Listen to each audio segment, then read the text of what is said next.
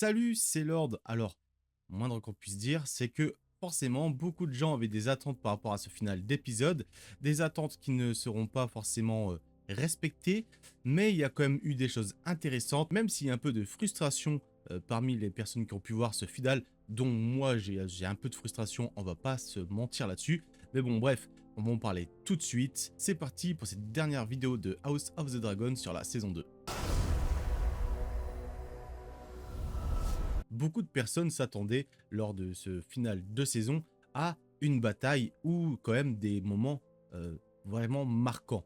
Cet épisode nous a offert quand même quelques scènes plutôt sympathiques et des moments vraiment qui ont réveillé certaines nostalgies. Mais alors, qu'est-ce que racontait cet épisode?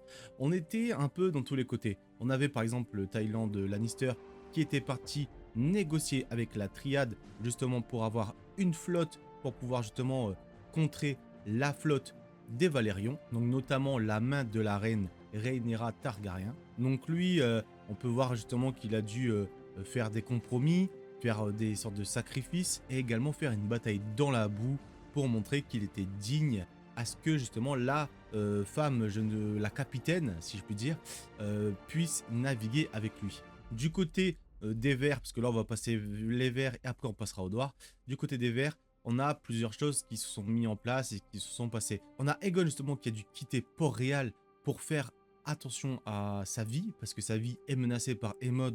Aemond justement qui semble vraiment faire sortir sa colère, qui est prêt justement à venger son humiliation, si je puis dire, dans le sens où il a dû se retirer quand il avait pourchassé l'un des dragons qui était retourné à Pierre Dragon, qu'il a vu justement qu'il avait face à 3 dragons qu'il avait dû repartir.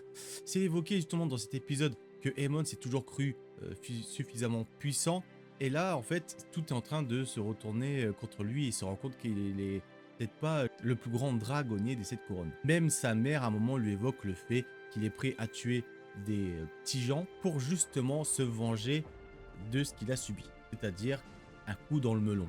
Oui, on peut voir en effet qu'il est prêt à tout, et même d'être assez brutal avec sa sœur Eleda, qui est un puissant dragon, et justement, il veut faire en sorte qu'elle chevauche de nouveau son dragon pour aller à la guerre, mais elle ne veut pas tuer des gens. Du coup, on a Alicent qui va partir justement, elle, de son côté également, qui va justement aller voir Rhaenyra pour lui parler d'un plan, un fameux plan qui nécessiterait justement qu'elle fasse en sorte qu'il n'y ait plus d'armée et que Rhaenyra puisse aller sur le trône. On voit la situation que Aegon est parti, que Aemond va aller à la bataille, on se doute bien que ça va être assez facile pour Rhaenyra d'aller sur le trône. Donc on a vraiment une confirmation vraiment réelle, aussi également au niveau d'Aegon, puisque Aegon évoque le fait que son dragon est mort.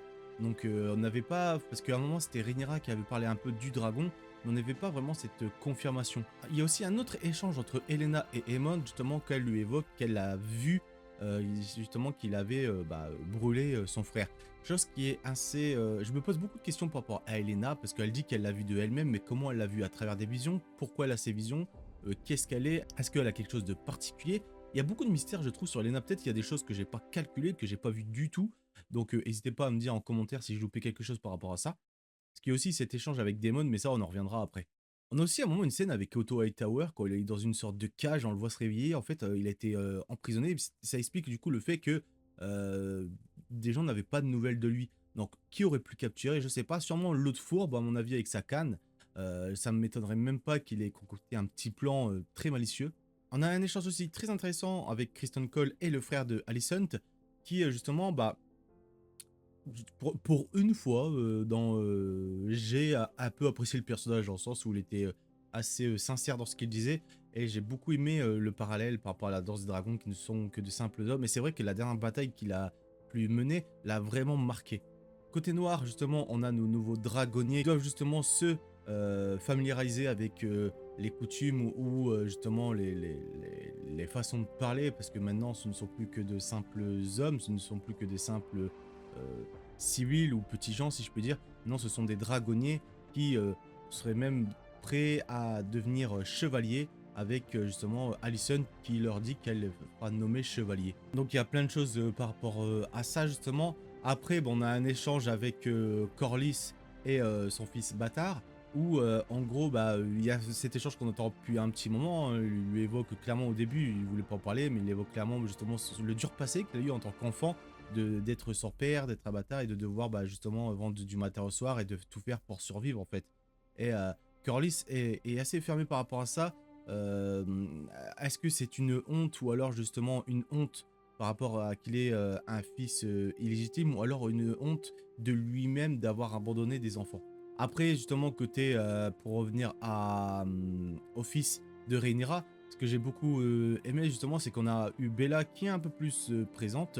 Enfin, un peu plus, c'est vraiment très peu, mais qui lui évoque le fait que il est très fermé, qu'il se comporte comme un prince capricieux et qui devrait justement mieux se comporter.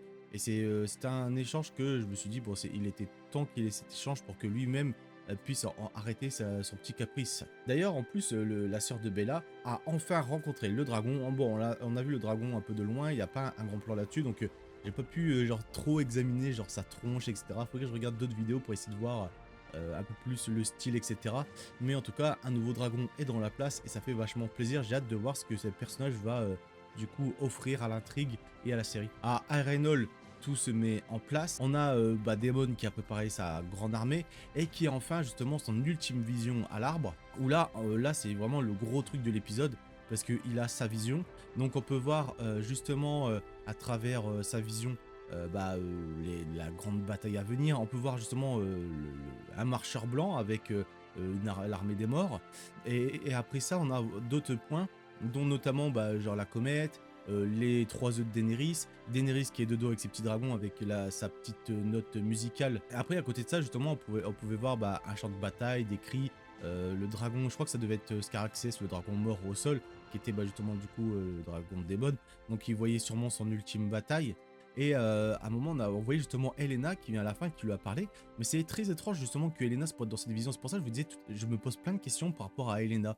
Il y a peut-être quelque chose que j'ai pas pigé, mais c'est vrai qu'elle a toujours été un peu à part. Elle a toujours eu quelque chose, comme si elle était un peu déconnectée des autres. Mais comment, pourquoi, genre, c'est ça que je me pose toutes ces questions par rapport à ça. Alors, on a pu voir aussi la corneille à 3 yeux hein, aussi, qui nous montre que c'était un Targaryen. En fait, ça nous montre pourquoi genre tout ce cheminement de Daemon sur cette saison par rapport à ses visions. Bon, il y en avait beaucoup trop quand même, on va pas se mentir là-dessus. Mais voilà, ça nous montre enfin une finalité par rapport à ça. Et ce qui montre justement la belle scène où Rhaenyra bah, va là-bas parce qu'elle pense que justement Daemon va le trahir suite à un message. Et Daemon justement lui explique qu'il a vu la vision, etc. Il lui évoque les choses. Et là, il ploie le genou et en plus, genre un beau petit discours là, très guerrier avec Rhaenyra derrière. Franchement, c'était hyper classe. D'ailleurs, notamment aussi la scène où Daemon voit Rhaenyra sur le trône. Et le plan, j'ai beaucoup aimé et tout. C'est vraiment cool parce que je pensais vraiment que Daemon il allait peut-être la trahir haute et là non vraiment ils sont soudés et c'est beau à voir. Par contre je comprends pas parce qu'on évoque toujours cette poésie et le prince du feu et de la glace, mais au final du coup bah genre le fait que ça soit Arya qui a tué le roi de la nuit, ça me perturbe parce que genre je me dis au final tout ce délire, parce que je me souviens à l'époque de la saison 8 de Game of Thrones, enfin avant, il y avait toutes les théories par rapport à Azorag, etc. Et au final, je comprends pas trop, genre, déjà j'ai jamais compris pourquoi c'est Arya qui l'a tué. J'aurais tellement voulu que ce soit Jon, mais bon bref, ça c'est un autre détail. Et après justement, on a d'autres, bah justement la fin de l'épisode, où bah on a toutes les armées qui se préparent des deux différents camps, des noirs et des verts, avec justement des belles musiques phares, justement thème, par exemple on a le thème des Lannister, on a le thème des Stark quand ils avancent justement sur le pont des Frais. Beaucoup de gens ont été déçus parce qu'on s'attendait à plus de choses. C'est vrai que pour un final de saison, c'était pas forcément genre... bon, il y a eu des révélations, des choses qui étaient plutôt cool, mais c'est vrai qu'il n'y a pas eu ce moment où ces petites batailles... On a eu vraiment une grosse bataille dans cette saison et c'est tout, quoi. Après, c'est normal, je pense qu'il faut pas s'habituer aux dernières saisons de GOT où tu avais beaucoup plus d'action, etc. Là, au final, c'était... la première saison, ça mettait tout en place. La deuxième saison, ça mettait l'avancée justement de cette guerre en place. Et là, la saison 3, je pense qu'on va voir beaucoup de batailles. Et ça va être cool parce que je pense que quand elle va arriver, la prochaine saison, on va être tous hypés. Puis boum, ça va commencer sûrement sur une grosse bataille. Ou alors une préparation à la bataille qui viendra à l'épisode 2. Enfin, on verra bien. Mais c'est clair que ça serait mentir que de dire que je n'ai pas eu forcément de frustration parce que tout le long de l'épisode j'avais peur, je voulais aller regarder mon télécommande pour voir combien de temps il restait, je me disais non et à chaque fois j'étais là, je me disais ah merde, il y a pas il y a pas un, je sais pas, un petit combat à l'épée, il y a pas ce petit truc où ça te fait penser à un final de série en fait.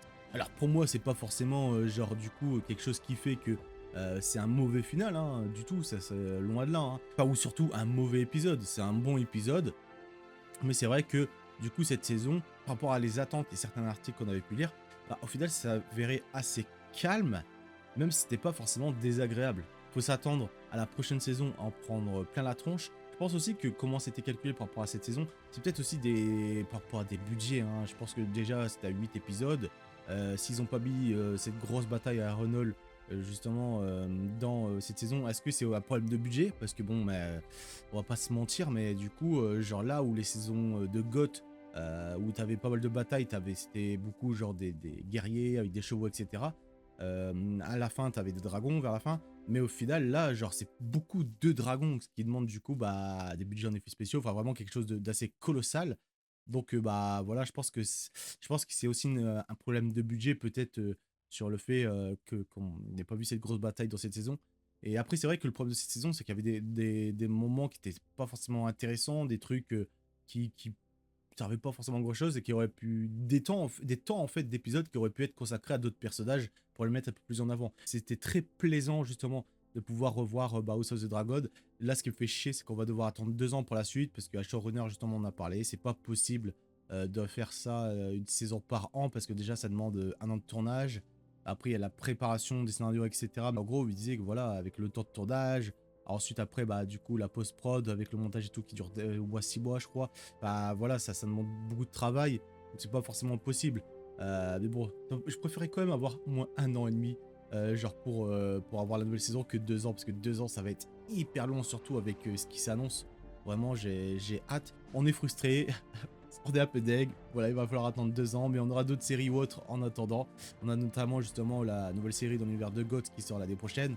Donc c'était tout pour cette vidéo sur House of the Dragon. Vous ne verrez plus sur ma chaîne des vidéos musique et jeux vidéo parce qu'ils seront donc du coup sur 2 nouvelles chaînes que j'ai créées. Et puis si jamais tu es à la recherche d'un Discord où tu peux parler de jeux vidéo, cinéma, séries, etc. justement d'univers comme Westeros qu'on a mis sur le Discord, n'hésite pas à le rejoindre. En plus on fait des captures d'écran de jeux vidéo et tout. Donc n'hésite pas à rejoindre ce Discord. Il est dans la description.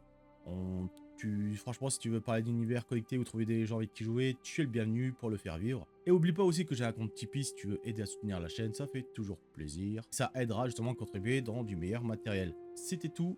Je vous souhaite une bonne journée ou une bonne soirée. Si vous avez aimé la vidéo, un petit pouce. N'hésitez pas à me dire en commentaire si vous avez aimé ce final. On se retrouve bientôt pour une nouvelle vidéo. C'était Lord et je vous dis tchuss.